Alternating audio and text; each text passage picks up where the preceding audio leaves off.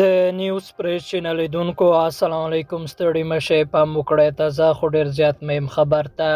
د طالبانو تر کنټرول لاندې بختر دولتي خبري اژانس خبر ورکړی چې د ایراني پولیسو ځواکونو په ډزو د افغان کډوالو د یو موټر د چپا کېدو له امله 4 تنه وژل شوي او 14 تنه نور ټاپیان دي.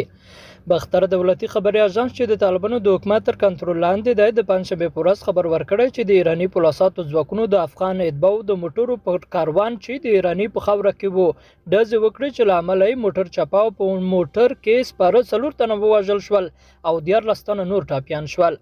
دغه اژانس د ایران د سیستان، بلوچستان او د افغانستان د نیمروز د سیمه ییزو سرچینو له قوله د مرګ ژوبلې دا ورکړی دی. بختر اژانس لیکلی چې ایراني سرحدي پوځیانو په دغو افغانانو هغه وخت ډزې وکړې چې غوښتل په ناقانونه توګه د خوارۍ مزدورۍ په لټه دغه هیواد ته ننوځي. د بختر اژانس د خبر له مخې دغه پیښه د روانې اونۍ د سهشنبې په ورځ د سیستان بلوچستان ولایت د خاش او سروان په سیمو کې رامنځته شوې ده. بختر اژانس د عیني شهیدانو په حواله لیکلي چې په موټر کې افغان کډوال سپاره وو چې د ایراني سرحدي ځواکونو له لوري له ډزو کولو وروسته له سړک واوښته او چپا شو. په نیمروز ولایت کې د طالبانو د اطلاعات او فرهنګ رئیس حبیب الله الهام هم دغه پیښه تایید کړې، خو ویلي دي چې په دې پیښه کې چې په ایران کې وشوه 2 تنه وژل شوي او یو شمېر ټاپیان دي.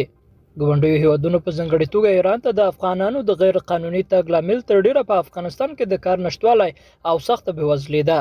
د دې ترڅنګ په افغانستان کې د طالبانو حکومت له لوري د پاسپورت ویش هم په ځلونو درول شوی او لږ شمېر کسان کولی شي په سختۍ سره پاسپورت واخلي او له قانوني لارو نورو هیوادونو په ځانګړې توګه د افغانستان ګاونډیو هیوادونو ته ولاړ شي.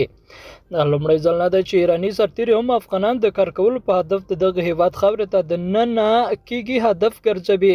مخکې له ده هم له څو پیښو کې هغه افغانان چې په غیر قانوني توګه ایران ته د تګ تاکل درلود د ایراني سرحدي ځواکونو له لوري د دغه هیواد په خاوره کې وژل شوي او یا ټاپیان شوي دي. یو شمېر ورغلي غیر قانوني کډوال هم په ځلونو رسنیو ته د ایراني سرتیرو د تاوتریخوالي او ربړولو کیسې کړې دي. قدرمنو لیدونکو له ملتیا مو مننه کوم.